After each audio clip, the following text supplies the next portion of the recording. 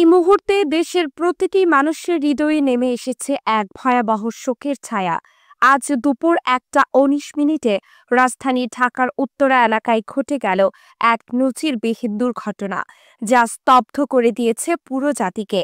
উত্তরার বিখ্যাত milestone school and college ক্যাম্পাসে হঠাৎ করে বিধ্বস্ত হয় বাংলাদেশ বিমান বাহিনীর একটি F-7 বিজিআই প্রশিক্ষণ যুদ্ধ বিমান। এই ভবনটি ছিল স্কুলের জুনিয়র শাখা, যেখানে সেই সময় ক্লাস চলছিল নার্সারি থেকে শুরু করে সপ্তম শ্রেণী পর্যন্ত।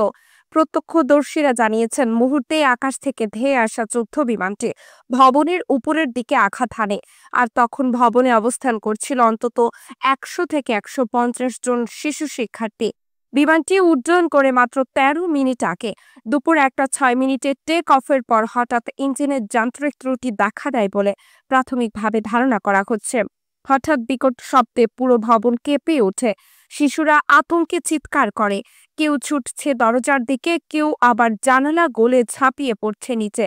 শিক্ষকদের অনেকে সাহসিকতার সঙ্গে শিশুদের বাইরে নিয়ে যাওয়ার চেষ্টা করেন। দুর্ঘটনার পরপরই ঘটনাস্থলে ছুটে যান ফায়ার সার্ভিস, সেনাবাহিনী ও র্যাব সদস্যরা। উত্তরা, টঙ্গী, কুর্মিটোলা, মিরপুর ও পূর্বাঞ্চল ফায়ার স্টেশনের মোট 8টি ইউনিট একযোগে আগুন নিয়ন্ত্রণে কাজ করছে।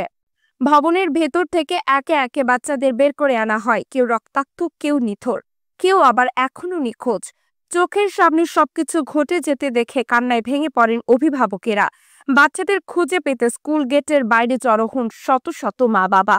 আহতদের মধ্যে বহু শিক্ষার্থী ও শিক্ষককে ঢাকা মেডিকেল কলেজ, উত্তরা আধুনিক হাসপাতাল ও বার্ন ইনস্টিটিউটে ভর্তি করা হয়েছে।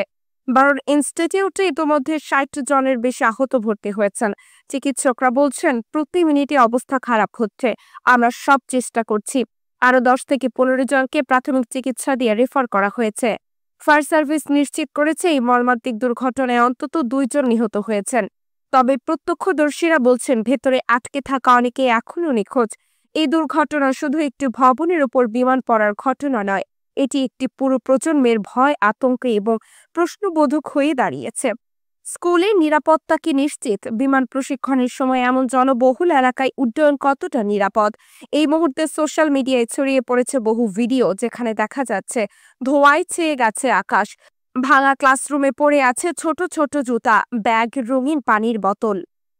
এই ঘটনার পূর্ণ তদন্তের নির্দেশ দিয়েছে কর্তৃপক্ষ। বাংলাদেশ বিমান বাহিনী, পুলিশ এবং সিভিল অ্যাভিয়েশন যৌথভাবে তদন্ত শুরু করেছে। প্রশ্ন থেকে যাচ্ছে, এই দুর্ঘটনা কি এড়ানো যেত? শিশুদের নিরাপত্তা কি আসলে আমরা নিশ্চিত করতে পেরেছি? আতিয়া ফিফা, নিউজ ডেস্ক, 0 টিভি।